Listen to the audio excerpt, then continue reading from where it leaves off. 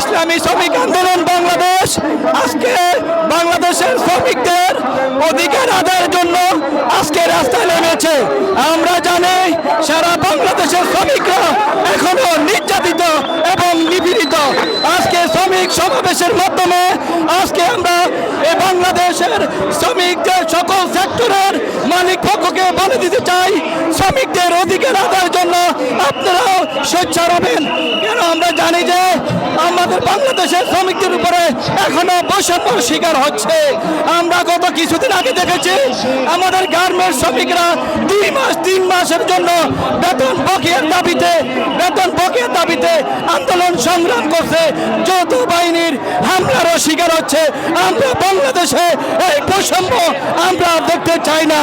আমি উদাত্তভাবে আহ্বান করব উপদেষ্টা পরিষদ সরকারকে, আপনারা শ্রমিকদের ন্যায্য আদায়ের জন্য আপনারা সোচ্চার হবেন।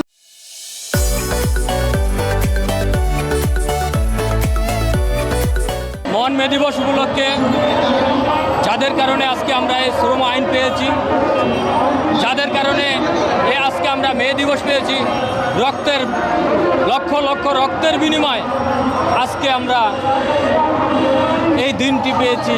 আসলে এই দিনটি পাওয়ার জন্য অনেক কিছু ত্যাগ স্বীকার করেছে, কিন্তু আমাদের সেই ন্যায্য অধিকার এর জন্য যেই আন্দোলন সংগ্রাম হয়ে কিন্তু যাদের জীবন দিয়ে দিয়েছে তাদের প্রতি শ্রদ্ধা নিবেদন করে